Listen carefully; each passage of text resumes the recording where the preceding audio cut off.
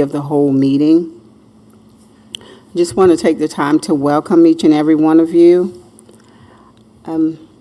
Hopefully, we won't keep you and wear your patience too long tonight.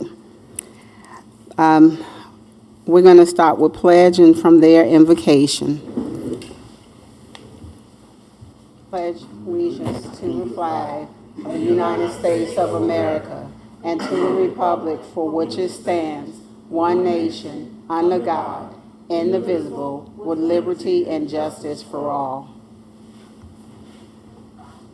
Father, we just thank you so much for this beautiful day that you've given us, Lord, an opportunity to come and, Lord, to focus on the needs of our district. God, for our administration, our staff, our students, our parents, and our community. God, with school about to start so close, I just pray that you would be with us tonight in this board meeting and help us, Lord, that everything that we do would be aimed at the very best for our kids and for our staff. God, I just pray that you would give us wisdom, you would give us knowledge, you would help us to make sure that we're directing all of our energy towards making our school district the very best that it can be. Be with us tonight in this meeting. Help us, Lord, as we take in the information, that we would make sure that we are all on the same accord, Lord, and united in one agenda. I just pray that you would just watch over us and bless us. In Jesus' name we pray. Amen.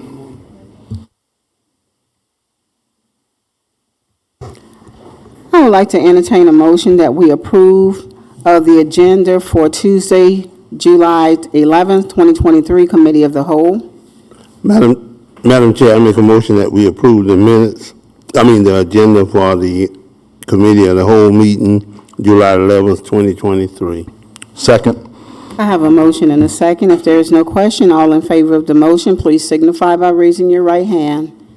Unanimous. Thank you. We have no public input, so we will continue on. Old business, consideration of naming the football stadium with community input. I have gotten about 3 feedbacks already. There was a different response. We have already formed the committee. The committee will meet on Tuesday, the 18th at 4:30. And upon that meeting and how much is accomplished from there, regardless of what is accomplished, I will bring that information to our next meeting, and we can kind of like see if the direction that we're going in is suitable with the board. So I will give you an update on that. Madam Chair, I wonder if I could just ask for a point of clarification. Excuse me. I had a conversation with our superintendent and our assistant superintendent about this, and there seems to be a little bit of confusion as to actually what the group that has suggested we rename this. Are they actually looking to rename the stadium, or are they looking to rename the football field? Because the initial email kind of says both, so it's unclear. Well, from my understanding, from what the information I received, they wanted to rename the stadium. So that could include, but from the information that I gathered, it was for the stadium. Okay, and so right now it is known as Cougar Stadium, and they're looking to change that, but not the field. Okay, I just wonder. And from the information that I got, there was a couple of like individuals that they wanted to name them after, and I had one that suggested that we should leave it as is. So I guess upon the meeting, I will bring more clarity to you guys after the meeting on the 18th. And when I bring that information before we schedule another meeting, I will talk with the board, see if the direction that we're going in, you all are happy with it. If not, then I can take more information to the committee and say, hey, the board have decided to go in a different direction, and we can just go from there. Sure. So, I mean, for everyone to be on board and in agreement on what's going on. I got you. I wonder, Ms. Williams or Dr. Baddick, did y'all receive any more clarification on that, or we just kind of left it as it was there? And I think, I haven't spoken to anyone after our conversation. Okay. Mr. Irwin, I don't know if Dr. Baddock has either, but I think we were under the assumption that they wanted to rename the field and keep the Cougar Stadium, but I guess we'll get more clarity when we have the meeting on Tuesday. because it's contradictive as of naming this and not that. The person who I think, or the group that made the request, I will be meeting with that person. I'm trying to meet with them before the actual meeting on the 18th. So once I get a response back from them, then, because I never saw the letter that came in. So I was just given the information to form the committee to go forward. Sure. So I did reach out to individuals, and they will be getting back with me. So I can update you guys before my meeting if I get the information on hand first. Yeah, well, I just think we need from them that clarification, because our conversation centered around that banner, and if their idea is that they want to name the field, then that doesn't affect the banner at all. Correct. So we just Correct. need clarification from that group that kind of initiated this, if it's for the field or for the stadium. And it may go somewhere and it may not. We just Sure. have to see what happens. Thank you, Madam Chair. Okay. We will now go with our superintendent report. Miss Mary is not here, so I'm going to ask the superintendent to come up. Interim superintendent.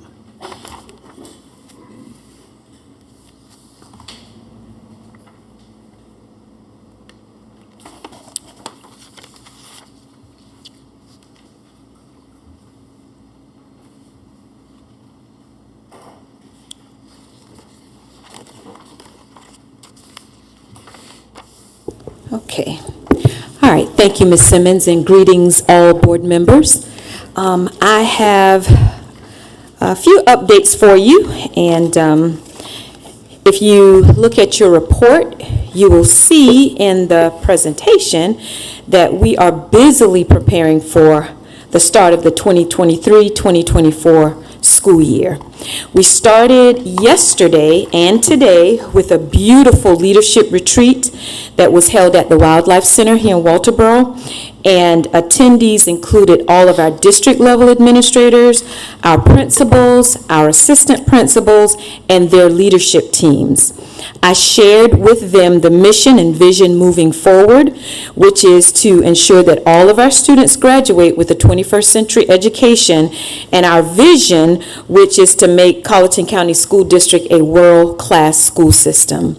I also presented to the group the instructional expectations for the 2023-2024 school year, all of which are centered around our strategic plan. So when I talked to the group, I told them that we have all sorts of plans. We have strategic plans, school improvement plans, academic recovery plans, all of those plans. And we need to utilize those plans as we move forward in order to make sure that we are improving and doing those things that we said that we were going to do for the next 5 years. So we're in year 3 of our strategic plan. And so our instructional expectations center around administrator quality, teacher quality, school climate, communications, safe and secure schools, increasing student enrollment, which is our district priority in our strategic plan. And then I talked to them a little bit about just self-care. I shared with our leaders that they must take care of themselves in order for them to take care of the business of the district to ensure that our students succeed at high levels. So that's going to take them making sure that they're healthy and they're ready for this work. And from the comments and different things that I received after the retreat, it was very positive, and I think our leaders are on board and they're ready for this work. We had a guest speaker, a guest facilitator with us for the past 2 days. His name is Dr. Stephen Peters. For those of you who know him, I see some heads nodding, but he is a native of Colleton County, and he shared many leadership lessons with the group. He is a nationally known speaker. He has published several books to include Do You Know Enough About Me to Teach? Teach Me, Teaching to Capture and Inspire All Learners, Choosing to Believe, Creating a Framework for School Success, and many, many more. He's a former superintendent. His school has won National Blue Ribbon Awards. So I really feel like we had a great start, and we had a great facilitator to help us think about how we need to move forward. And not only think about moving forward, but just thinking about ourselves and, some things that we need to make sure that we either take from under the table or squash as we move into the new school year. So I thought it was very good, and we did have Ms. Lynn Strobel came today, and Mr. Craig Stivender, and we thank you for coming out and sharing a few moments of your time and eating lunch with us. We really appreciated that. I feel really good. We are going to actually ask Mr. Stephen Peters to come back for our convocation, which will be on August 4th, in order to make sure that we have a consistent message across the board. If he started with our district leaders and school leaders, I feel as if we need him to continue to work also with our teachers as well and share that same message moving forward. On the next slide, I just gave you some upcoming dates for July, and much planning has been done to prepare for the new school year by different district level administrators and school leaders involving professional development. As you can see on this slide, we have a number of PD opportunities, and some of them are not listed, but I just wanted to reiterate to you the iReady refresher trainings for our district leaders and school leaders, which will take place on July 4th and 25th, as well as emergency preparedness training that's being coordinated by our safety and security officer, Mr. McNeely, for all of our schools on July 25th as well. Not listed in that list is a math academy that we are going to have that's going to take place in July as well. Looking at our preliminary data, we see that we need to really work on math. So we've put some things in place to include a teacher math academy for all levels. So our elementary teachers, middle school teachers, and high school teachers will have an opportunity to engage this summer in a math academy to help our students. And then you can see our new teacher orientation will be July 25th through the 27th, and our Office of Human Resources and Curriculum and Instruction are collaborating together to make sure that that new teacher orientation goes well. And then our teachers return the week of July 31st, and I know that our school leaders were given lots and lots of information today and yesterday to make sure that July 31st, when those teachers come back, that they're ready to go and ready to share information to start the new school year. So I just wanted to calm any fears that you might have as far as school opening is concerned, and if our leaders will be ready, I feel very sure that they will be ready for the upcoming school year.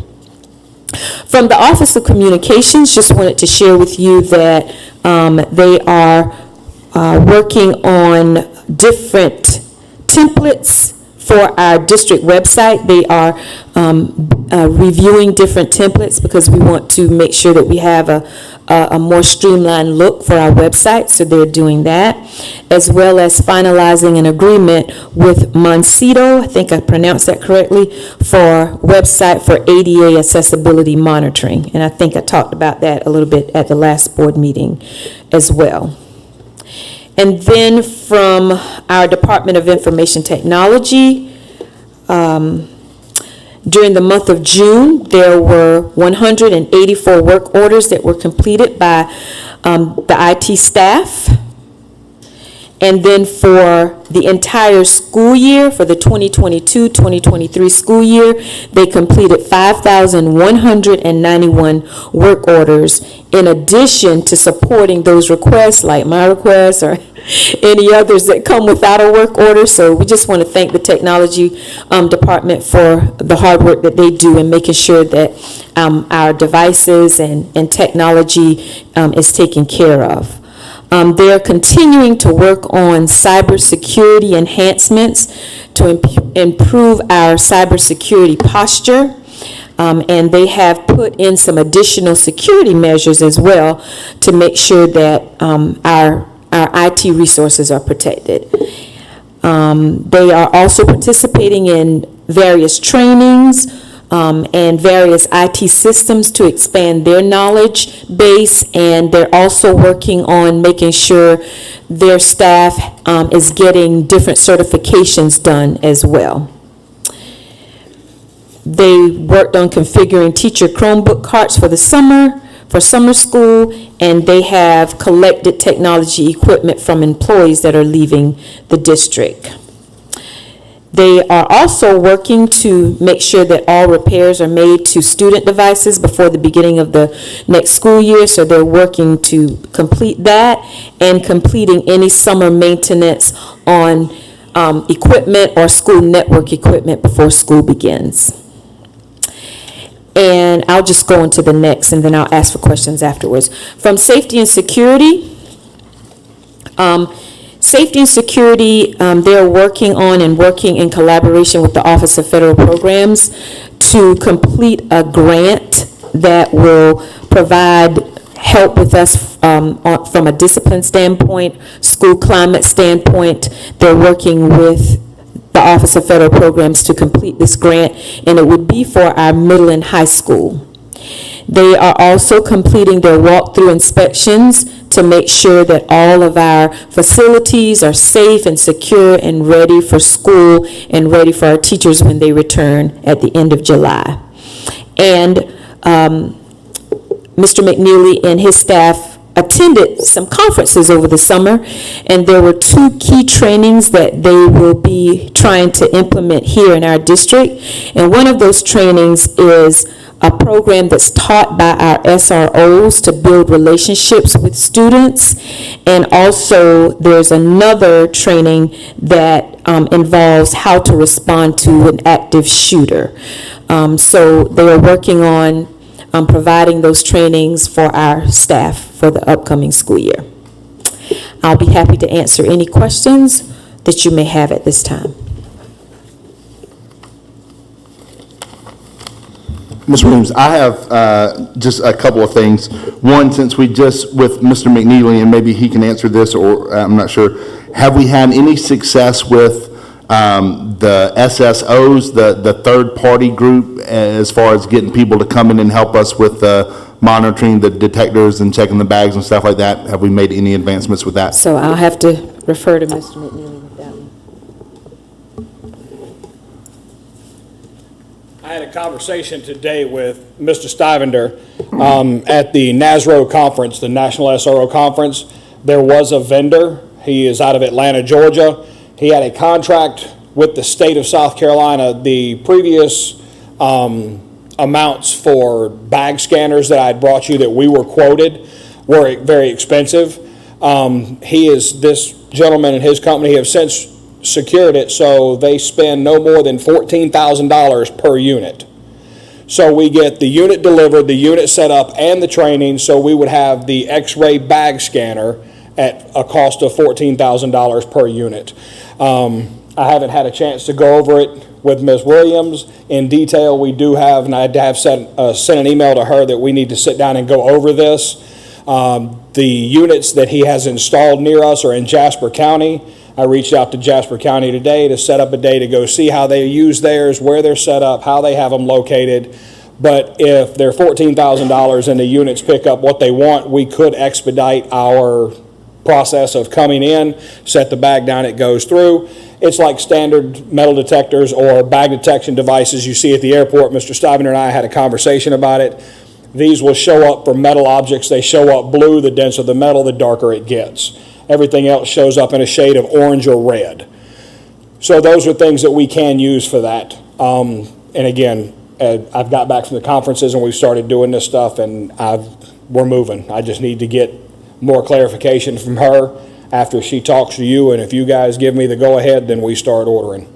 And did you say what kind of training came with that? I might have missed it. That company that has it, they train whoever we're going to use on those machines on how to use the machines, how to troubleshoot the machines, and how we do that. The company is just right in Atlanta, Georgia, so if we do have a problem, they can send somebody up quicker than we can if we had to go with someone who was across the country. And now, Mr. McNeely and maybe Mr. Stivender, I talked to law enforcement a couple of weeks ago in another school district, and they were talking about density scanners, and it sounds like that's what these do as well. They pick up on the heavier objects. Right. But this that you're talking about now is just for our bags and stuff. Is there a such thing as the same technology, the same density technology for as our kids walk through? Yes. That's Okay. called, that system is an evolved system, and it's 2 posts. If you've been to the state fair last year, you walked through it. They have the process, you can send roughly 2,500 people through in an hour, and if you have something that picks up or is set in the criteria on your person, in your bag of somewhere around you, it will highlight that area. And it takes 2 people to operate. One person stands here. As you come through, the other person would stand there with an iPad or some kind of device. So if you, Mr. Irwin, were to come through and it picked up on something for you, Ms. Williams would say, please step over here, you go through. The problem with those systems are they're very expensive. And when I say very expensive, I mean very expensive. Some places have used those systems, they had them leased, and it's to the sum of millions of dollars to lease enough for them to do what they need to do. You can use a cheaper system, but to use other systems, there's other things that go with it. I know one system you can order half a post. And instead of, if you look at the metal detector here, there's 2 posts. Instead of having the 2 posts, which scans 360 degrees, you use half a post. People that come in would have to stop in the middle and do a quarter turn in order to get everything they need. The price is cheaper, but at what cost of speed are we talking about? I've looked into your system. I monitor those systems that you're talking about just to see if there's a price reduction anywhere at all. But as Mr. Stuyvesant and I talked about, if it says school safety, people aren't willing to drop the price. Sure. They want to jack the price. Yeah. So that's what we're dealing with. But I did bring it to his attention because Mr. Stuyvesant did mention a bag scanner one time before. And when I found this particular vendor, I was like, let me go talk to this guy. So that's probably going to be the next best option unless we are going to lease the systems that you're discussing, which is like the Evolve system. Gotcha. How many of those we would actually need? 12. We've got 12 metal detectors. The way it's set up, we would have 6 at the high school, 5 at the middle school, and then we have the system set up. We could use one here, or we could use it somewhere else if we needed to. So 12 times 14. Yes. Okay. Okay, so, and the other part of that, and then Mr. McNeely, I don't even know if you've been privy to these conversations, but in Dorchester District 4, and I know in other school districts around the state, they have what they call SSOs, school security officers, who are not police officers or whatever. But these, in my mind, the best thing that we could do is to bring in SSOs to deal with these bag checks, early morning dress code, those things, so our teacher and our staff aren't doing with those things. Have we made any progress or any inquiry about those? I wasn't privy to any of that Right. information. I know exactly what you're talking about. I talked to several people, again, at the NASRO conference, several people that were there from other districts that use SSOs, and they have SROs as well. So I understand what you're wanting. It's just the direction. I just need a direction. Yeah, if we could just inquire about the possibility of that, and, you know, unfortunately, we're less than a month from the start of school now, so expedited on everything. Thank you. And I know they used to have what they call reserve officers. I know they used to train them in Beaufort County. I don't know if they have ever attempt to do something like that here. They're basically trained, they ride with the officers, deputy, whatever.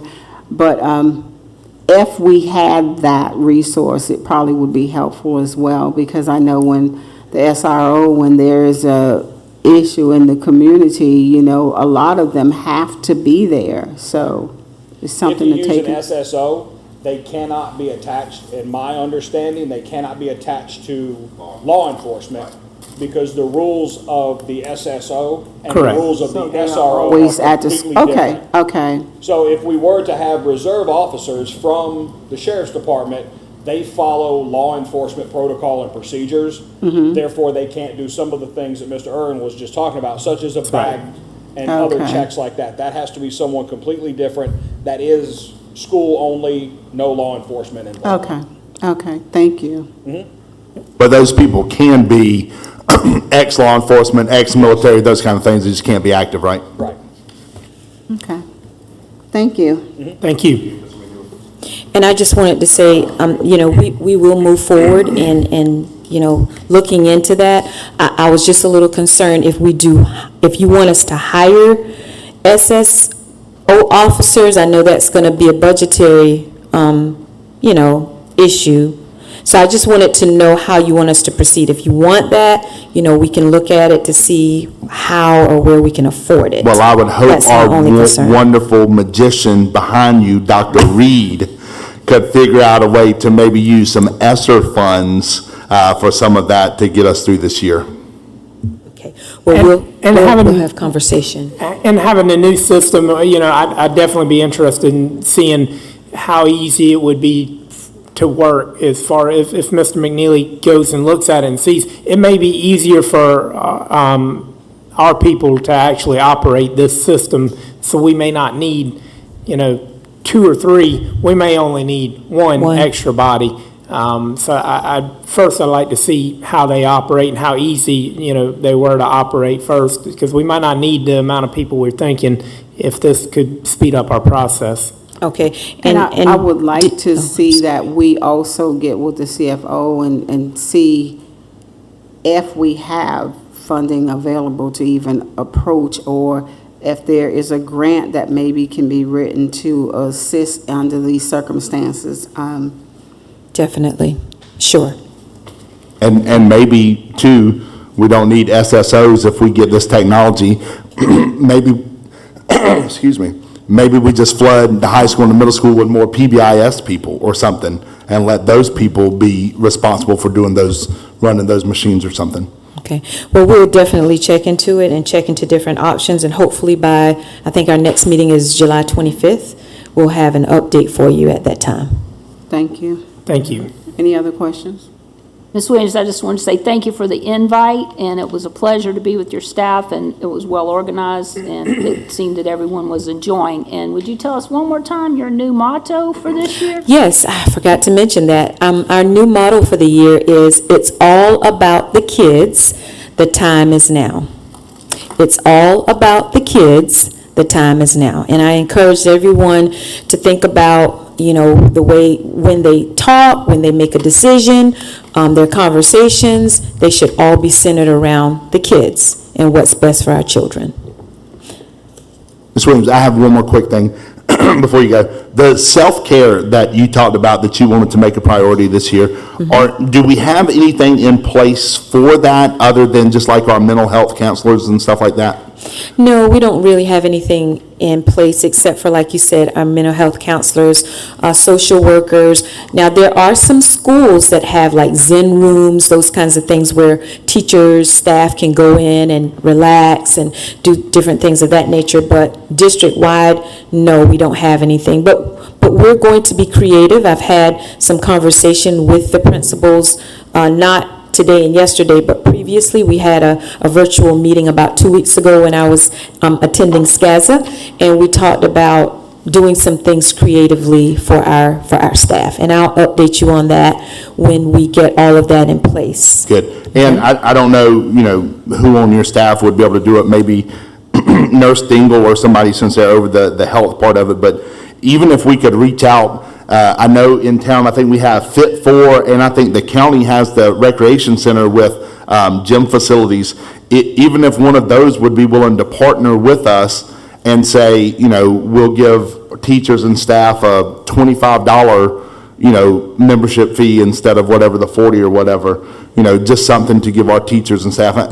I keep hearing that teaching is very stressful, so anything we can do to give them an opportunity to kind of relieve some of that stress and work it off would be great. Most definitely. I always put massage in there.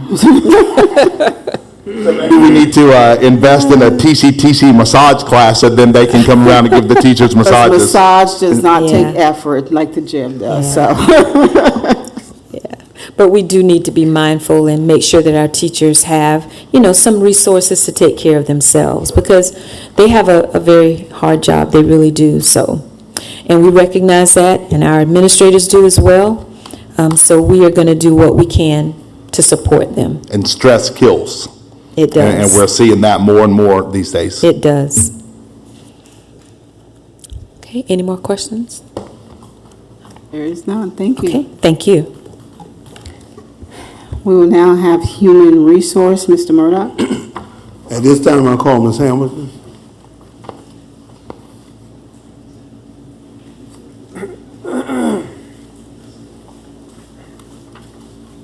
Good evening. I have provided you guys with our current vacancies to date. And just want to let you guys know that we do have a plan. I have a plan to meet with the superintendent, assistant superintendent, just about some viable options for opening school, given the number of vacancies. Just some reminders. July 20th is the Teacher of the Year, Support Employee of the Year banquet at 4:30 at the high school, and we certainly would love for you to be in attendance. And then Ms. Williams has already gone over the other important dates. And that's really all I have. If y'all have any questions, I'll be happy to answer those. Ms. Hamilton, I have a couple. I see on here the vacancies listed by schools.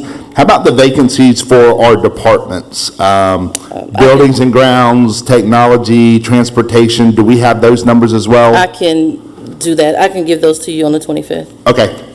And the second one is, can you tell me, Ms. Hamilton, right now, and I know you're still in the process of hiring as many teachers as we possibly can, but right now, how many virtual classes are we anticipating to start the school year? Right now, 15. And are those at multiple schools? So 10 at the high school, 5 at the middle school. And various subject matter, Ms. Hamilton, or is it all? So for the high school, it varies, but mainly in math. And the middle school is just sporadic. Okay, thank you. And I will just want to add that those could increase pending or barring we don't find a human to fill the vacancy. I was hoping you were going to say those could decrease. Ms. So Hamilton. that's our hope, Okay. What was the time on that banquet again? 4:30. Okay, thank you. It's 4:30 to 6:30. And you guys should have received an invitation in the mail? I did. I received one yesterday in the mail. Okay, A very nice perfect. invitation. I haven't Perfect. checked mine in 2 days, so. Ms. Hamilton, I appreciate the reach and to try to reconnect with retirees. What results are we having? I know it's early, and appreciate the campaign that went forth. So we haven't received any new applicants. I pulled a report from the State Department that I'm combing through, and I have 2 principals that are helping me with that. So we're hopefully we can increase our efforts with getting certified employees in the classrooms. We're beating every bush. I have confidence in you. I'm trying. Thank you. Ms. Hamilton, I don't know if this is you or if this is maybe Mr. Williams' question. We've talked multiple times about restarting the Teacher cadet. teacher cadet program. Is that going to happen this year, or is it not going to happen? It's probably not going to happen immediately. I had conversations with the previous principal at the high school just about a potential candidate for that program, and he spoke with me in detail about how that can look. And so we do have a plan for that, and I have not spoken to Mr. Peoples at the middle school about the Palmetto project. Got you. Thank you. No other questions? Thank Thank you, you. Ms. Hamilton. Thank you. We will now go to finance. Ms. Roble? Good evening, Ms. Barrett. Thank you for the reports that we received over the internet and by email. So anything else you want to add to that and answer questions?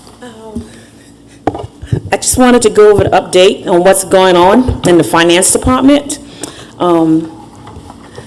The district new year started on July 1st, of course, 2023, and run through June 30th, 2024. We are on a modified accrual basis of accounting, and we operate on a fund basis. We accrue revenue and expenses that pertain to the old year from July 1st up until August 30th. So that means that if we have any expenses that came in July or August, we have to put it back in the old year so we can count it toward the old year. This time, we're operating in 2 years, the finance department. So we're doing 2 years of operation going on. The state law requires that all school districts publish within 6 months of the close of each fiscal year a complete set of financial statement presented in conformity with accounting. The district is required to undergo an annual single audit in conformity with the provision of the Single Audit Act, amended in 1996. And the United States Office of Management and Budget, Circular A-133, information related to the single audit, including the schedule of expenditures of federal awards, finding, question, costs, auditors' reports on the internal control structures and compliance with applicable laws and regulation is included in the single audit.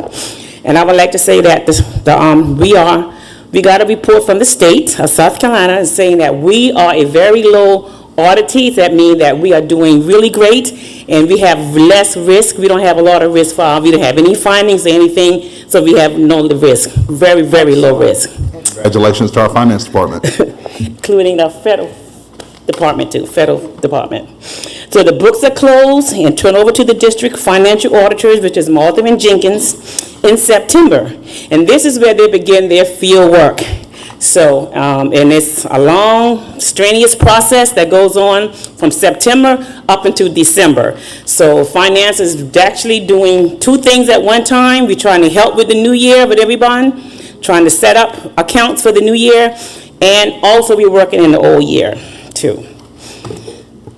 So the finance department is in the year-end closing process of reviewing and adjusting all accounts to make sure they accurately reflect the activities for the fiscal year.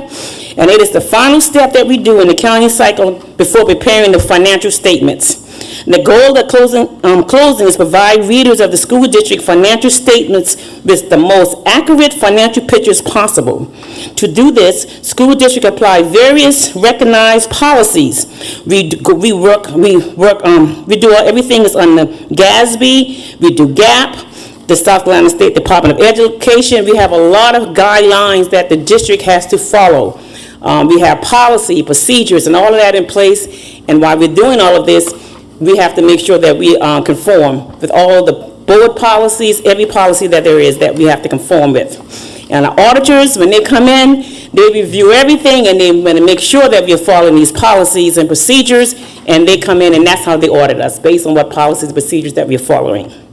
And after the closing entries has been made and all the revenue and the expenditure amount has been closed, the ending fund balance is known. But right now, we won't even know what the fund balance is for this last year until we have all the financials statement audited and all the revenues and all the expenditures accrue in the prior year, and then we'll know how much our fund balance will be. Hopefully, we can increase our fund balance. That's my goal, is to increase it. In the year-end closeout process, we have to prepare closing statement. This is basically whether you're a small school district or whether you're a large school district, we all have to follow the same procedures. We review all assets accounts. We analyze the closeout for the prior year receivables and payable accounts. We accrue accounts receivable. We accrue accounts payable. We adjust grants, if anything, to be adjusted, which normally they always are. We ensure accurate accounting for leases, which we have our debt service leases and other capital leases that we have. We ensure that all inter-program and inter-fund transactions are reconciled. Any transfers of expenditure between programs or fund must be reconciled. We review any unique closing procedures that we have to go through, and then we properly identify components of the ending fund balance at year end. And then, are the books ready for the audit? The goal of the year for closing is to ensure that the district financial statements are accurate and ready for audit. So that's what my department is doing now.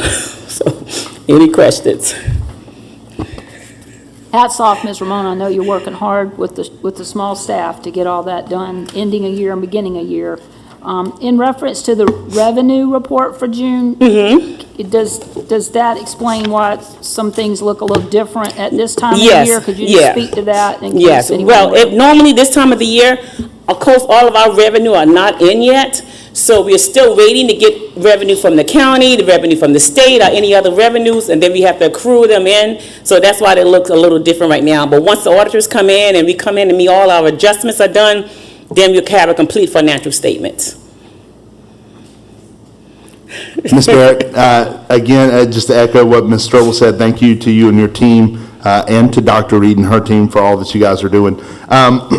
When Mr. Dameron was here a couple of months back, I remember we said that we wouldn't know the final total amount available for our capital projects until, was it July or August? It's probably going to won't be until June. I just got about a couple of days ago, I got a report from the auditor, from the treasurer's office, telling us how much we have accrued so far, but it's still going to be a few more accrues that are going to be coming in, so I won't probably have that information to him until probably sometime in August. Okay. And then I'll give that to him. And then that's when we will know the final, total amount of what we actually have for capital projects? Yes. Okay. Okay. And remember that they had, what he did in May, when he came and asked for capital project, when he did that last bond that we did in May, he had used some of the capital project for technology, so he went on and he requested some of the capital project for technology, and we have an extra bit of money that came in, it was like $2.1 million, but he's foreseeing us having more money coming in September also for this. Awesome. More money is a good thing. Yes, that's a good thing. Thank you, Ms. Ramona. You're ready. Any other questions? We just want to say thank you for what you guys are doing, all of you. We will go to curriculum and instruction, Mr. Irwin. Ms. Janice Hedden, we would love to hear all of your wonderful things. Before Oh, we never go mind. there, Dr. Reed, did you have anything you wanted to add? I just wanted to give you that opportunity. Sorry, Ms. Hedden. Thank you, Dr. Reed. We did get your report, so thank you, Ms. Simmons, for catching that. Yeah, great. In addition to what Mrs. Barrett is saying, for this time of the year, we're actually rolling into new grants. So we're waiting on approval of Title I, Title II, and the other grants. So it's new money coming in, old money recycling out, and so we too are working in multiple years as well. Okay. Any questions? Thank you. Thanks. While you were sitting over there, Ms. Reed, Dr. Reed, have you figured out how to use ESSER to fund those machines and stuff yet? Okay. Work on that for me. All right, Ms. Hedden. Good evening, Madam Chair and board members. I will be presenting some information from our summer learning program tonight. And just as a reminder, our summer learning program ran from June the 5th through June the 29th. And on this slide, you see some pictures of Dr. Stephen Peters from our DSLN network visiting our school sites. And overall, he was very pleased with what he saw as far as our program. I want to give a shout out to our building directors, Stacy Smoke, Sonia Nabinet, and Kimberly Morris for being phenomenal leaders with our students. Also, I'd like to thank our content specialists, our technology coaches for their planning, their organization, and support of our building leaders and programs. And as we had our content specialists, they were stationed at each one of the sites, and they supported our building leaders as well as the summer learning program. I'd also like to thank our community partners for their support. And last, but certainly not least, I'd like to thank the support we received from our dedicated staff members. Our teachers, the staff, they worked very hard and diligently with our students during the program to make it an overall success. So the theme of our program this year was FIT, Body, Mind, and Soul, as we wanted to appeal to the whole child.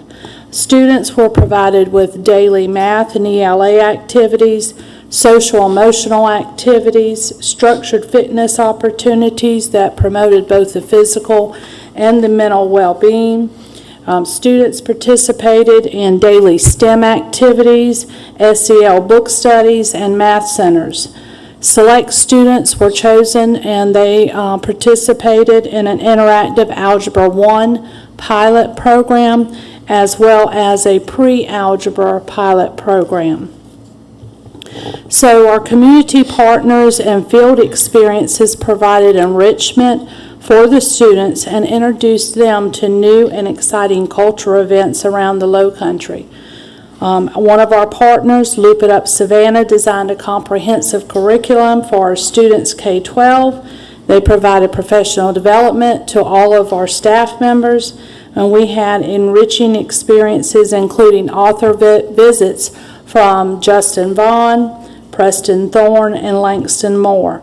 We had pound classes, creative arts lessons, substance abuse and mental health speakers, and other opportunities provided during our summer learning program was support from our super tutors, field trips, our themed weeks, attendance incentives, and of course feedback on our student, staff, and parent engagement surveys. So our next slide shows our summer learning enrollment, and this was for grades pre-K through 11th grade, and then our programs, the Migrant, Gap, and Gear Up totals. Our next slide gives us the numbers for the number of retained students for our pre-K through grade 8. This chart depicts the overall numbers of retentions after attending the summer learning program. And then our next slide depicts the number of students in grades 9 through 11 that were able to recover content during the summer learning program. So moving on, you heard me talk about our survey. So I wanted to share some of that information with you. For the parent and the staff survey, it really focused on their overall satisfaction with the program, and you can see the parents and staff members, it was very high. Results from the student survey really were depicting their level of support they felt like they received from the summer learning program. So our next slide, it talks about some of the comments that were made from the parents, staff, and students about what they liked and what they would like to see included in the future. So the parents liked the hands-on activity, the Arts Grow experiences, and the student interaction. What they would like to see more of is they want more progress updates, more field trips, and they would like to include gardening activities. The staff, what they liked the planned activities, the hands-on activities, the community partnerships, but they would like to see more field trips. Our students liked super tutors, the Arts Grow activities, the hands-on activities, and they would like to see PE classes included. So preliminary results from both formal and informal surveys will be used in the future to refine our efforts in planning engaging student-based summer learning experiences that will meet the needs of the whole child. And if you'll look at the pictures for just a moment on this slide, it will show you the first picture shows a Blackstreet elementary school student participating in an informal survey. So they were asked each week to put these charts up and to tally their students on how we were doing with our summer learning. In the second picture you see a visit from our state literacy coach, Melanie Hooper, and she's visiting one of our third grade classrooms. And in picture 3, it just shows some students enjoying their activities on a field trip. So at this time, that will conclude my report on the summer learning program, unless if you have any questions you would like for me to answer. Any board members have any questions for Ms. Hedden? Ms. Hedden, it does look like it was very well received and orchestrated by your group, and I look forward to even growing next year, because kids are going to talk about what a great time they had, and the parents. Am I reading this report correct, that there were 564 students that were there to get credit towards going towards the next grade, and all but 64 were able to achieve that? Yes, ma'am. Now, we did have a few, not many, that were there just for enrichment. So, and then, of course, the students that participated in GAP and Gear Up, they, of course, did not have their promotion at risk. Do we still have a waiting list? I know we didn't have space for everybody, but at the end... Really, the only place we had the waiting list was mainly for 4K students, and we worked very hard the weekend before it started to get as many people on the waiting list in. So that would have been the only grade level that really we didn't get everybody in. Ms. Hedden, just a question based on what you just said about the retained students, those kids that were there for Gear Up and GAP, are their numbers included in the enrollment numbers that are on that chart? They are not? That's Okay. an addition. Got you. Just one other quick question. I know back, I think it was in May or the beginning of June, before we started summer school, I asked about the assessment data, and I think we were I-Ready, I think, or something we were going to use. That's correct. Do you know when that information will be made available to the board? We do have that data. I mean, we did test the students. We used their spring scores as the measuring point to begin, and we did test those. I'll get it together for you. That'd be great. If we could get that, I would appreciate it.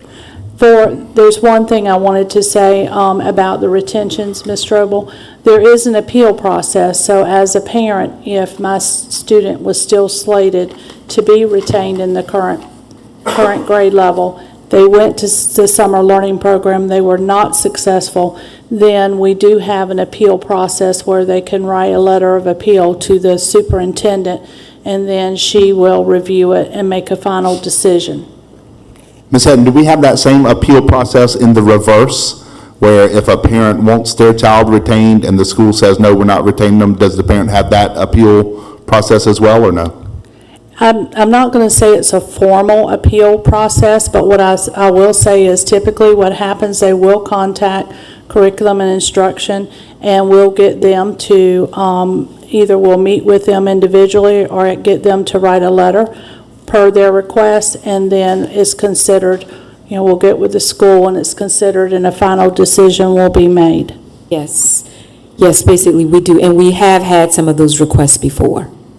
Okay, the reason I asked that, and I don't know where this stands, but I was contacted via district email earlier about a special needs student that the parent wanted the child held back, but I think the answer she got was the school was going to promote him, and she was very upset because she thought he would be out of his element. So I just wanted to make sure that there was that opportunity. Yes. Okay. I know we can't discuss Sure. specifics, but it sounds like that was an issue that you took care of, Dr. Baddick. I think it does. It's been resolved. Thank you. My question would be, children who was retained, and they're still struggling, are there still, or will there be options for tutoring for these children, special edition? The school where that child attends should be coming up with an intervention plan for that student, which may include tutoring, it may include small group instruction. Just that school team will come up with a plan to address that child's needs. Okay, thank you. Any other questions? Ms. Hedden, I know a lot of planning went into it, prior planning, to make this month successful, so I just wanted y'all to celebrate something that exceeded your expectation, if you have something you want to share. I'll be honest with you, the thing that Dr. Peters said to me when he came in this week was that when he went and visited the sites, what he experienced from the students was just utter joy. And that made my heart feel good, because you're talking about summer programs. Students may or may not want to be there, but because of how well it was executed by the staff, the dedication from those staff members at each site, that it brought that joy to those students. So that's what made my heart feel good. I'm excited y'all did the field trips, because for some of these kids, that might have been the only summer trip they got. That's true. Thank you, Ms. Hedden. I also wanted to highlight to Dr. Peters, because of his visit here, the DSLN network will take a closer look at Colleton, and he said that when grant opportunities come along, we will be in the top to be considered for lots of money for grants. So Did you hear that, Ms. Barrett? More money. Did you hear that? Hard work pays off. Thank you. Oh, and he also, today, he gave $1,000 donation to our athletics department as well, He personally. personally. Wow. He gave $1,000, and he also had conversation about considering a golf team here. Dr. Baddock spoke. Do you want to tell them a little bit about that? He's as a former basketball player and now a golf novice, although I'm sure he's being humble, I'm sure he's good at any sport he does. He would like to see us have a girls' golf team. So he's very interested in helping sponsor the school district in starting up and then maintaining a girls' golf team, varsity level golf team. In addition to that, he talked about the possibility of joining forces with us to maybe hold an annual fundraising golf tournament, proceeds coming back to athletics. He's very invested in the community, and I'm so thankful that he came to work with our team, because he really was. I know some of you were there, and I'm happy that you got to be there, but he really was very inspiring, I think, and he is a true success of what Colleton has to offer to its students as they enter the world. So it was really wonderful. That's awesome. Thank you. We will have operation, Mr. Stivender.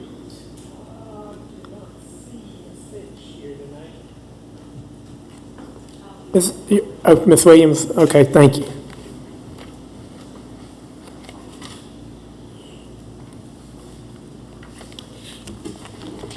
Basically, I just wanted to point out, because I want you all to just be aware of some of the things that are going on under the Department of Buildings and Grounds. If you would look at that particular slide, we have some delays when it comes to finishing some of the projects that have been started for the robotics, the middle school transportation office, and most particularly the TCT barbering and nail tech. There have just been some delays when it comes to the construction and making sure that all of the things that need to be done to get that classroom done on schedule. It's not going to be done by the start of school. However, I have had conversation with Mr. Kubik to talk about what we can do in the interim while the work is being done. The work will probably not start up again until August 1st. There is the South Carolina Department of Education has a job order contracting program, and we won't be able to take advantage of it until August 1st, and that's when the work will start again. So it's going to delay our barbering and nail tech course. So we've talked about, the fact that 2 persons have been hired for that position, and we've talked about other options for them that they could do while the building is getting finished and finalized.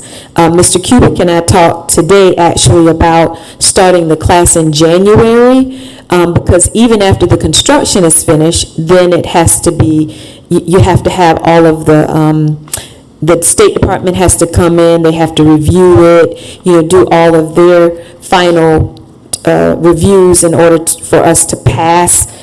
And so it would be best to start the class in January. So we were just talking about what those staff members could do in the interim, and we will have a conversation, another conversation, just to kind of finalize those things, because we don't want to lose those employees. We already have them, and we don't want to lose them.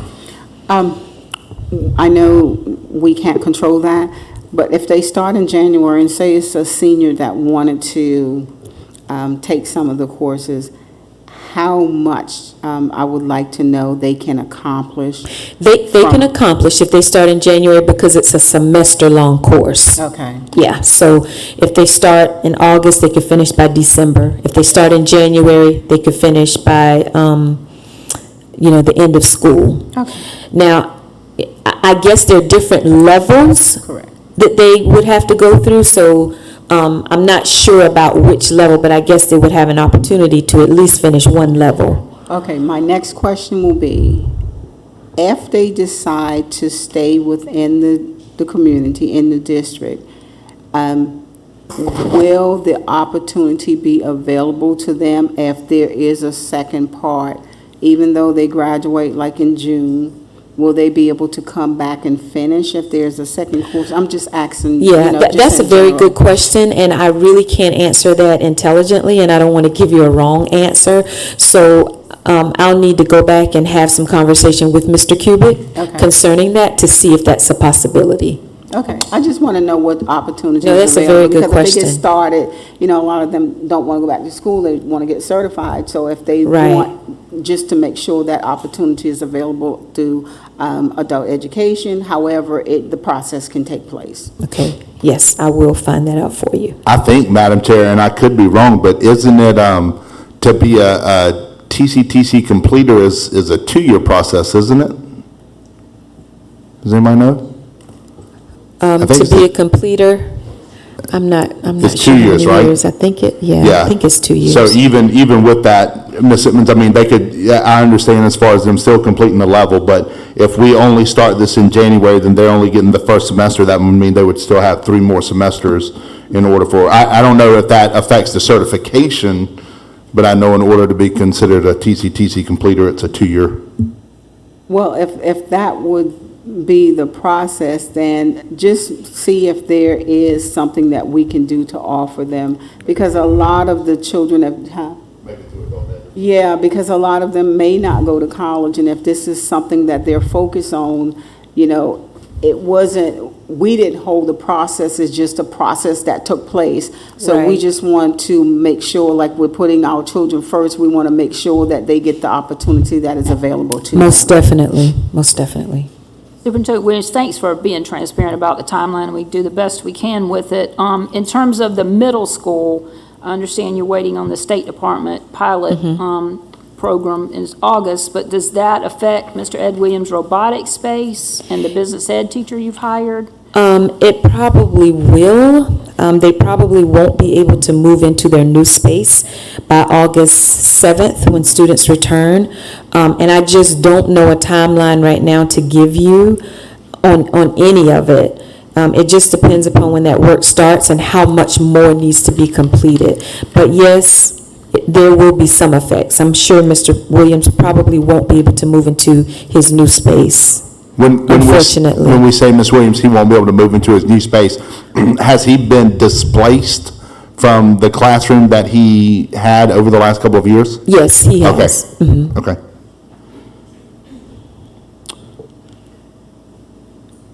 All right. Any other questions? Yeah, I got one, Ms. Williams, and I know that there's a part of this that we can't help, but I have grave concerns about our new Director of Building and Grounds starting 2 weeks before school starts. Is there anything, and, you know, I'm just throwing this out there, Mr. Blakeney, if we could get him to kind of come on board, maybe as a contractor or a consultant or something, to get us through. I mean, regardless of when he starts, a new director of building and grounds for an operation like we have is going to be a big job. For him to start 2 weeks before the start of school, there's a lot of stuff that has to get done. Right, and I understand your concerns, and you're not the only board member who has brought that forward.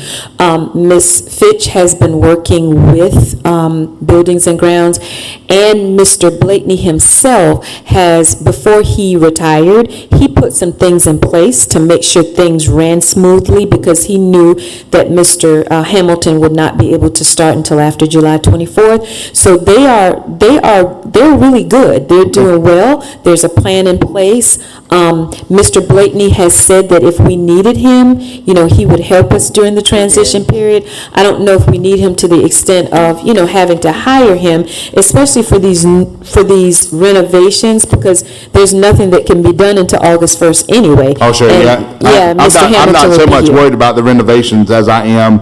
I just know, having worked in this district for several years and in the district I'm currently in, start of school is always chaotic for every department and every part of the district. So I really want to make sure, and, you know, we don't want to bring in our new director and just absolutely overwhelm him within this Right. first 2 weeks. Right. So I just want to make sure that we're Right. covered and we're ready for the chaos that comes with the start of school. We are, and like I said, Mr. Blakeney made sure that some of those things, like scheduling and making sure that grass cutting was done at a specific time before school starts, and all of those things were done before he left.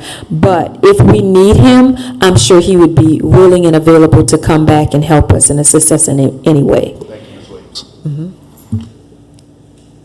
Any other questions? Ms. Williams, I know Yes. they listed some openings in the Buildings and Ground Department, and are we, it was listed in the report, so Yes. are these positions open? I wasn't sure, I didn't check the website. Okay. They so are. And any candidates coming forward? Because I know we're missing at least 4 positions, Buildings and Ground, and then a custodial, it looks like. I don't think anybody's going to apply to work in building the grounds in this heat. I think it's going to, maybe in fall, we'll get some more, maybe. For position 2, but the others, no candidates. Yeah, and Ms. Fitch did send me an email concerning having some conversation about contracting out for the carpenter and the plumber.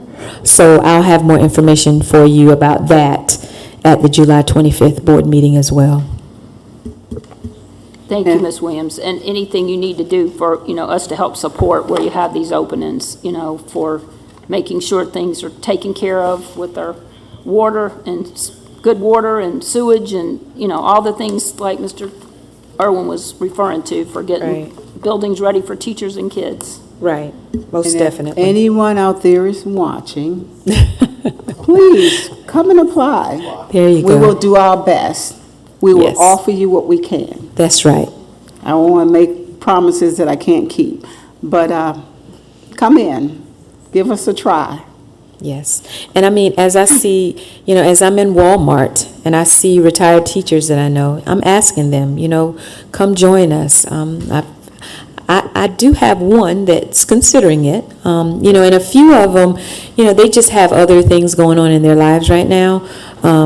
But I do have one that said that she would consider part-time work. So I think it's just the efforts of all of us. We have to all work together. If you know someone that's a retired person, someone who just received their degree, I think it just takes the collective efforts of everyone. I know Ms. Hamilton and her department have been doing a tremendously wonderful job trying to recruit.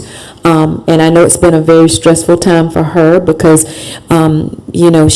she's really trying. She really is. But I think we all have to work together to combat this issue that we're having in the district. And not only our district, but nationwide. Sure. Yeah. Thank you. Okay, thank you. I enjoy to say at 7:10. May I have a motion to adjourn? Madam Chair, I'll make a motion, we adjourn. Second. I have a motion and a second. All in favor, please signify by raising your right hand. Hallelujah. Good night, everyone. Thank y'all. Oh, wonderful.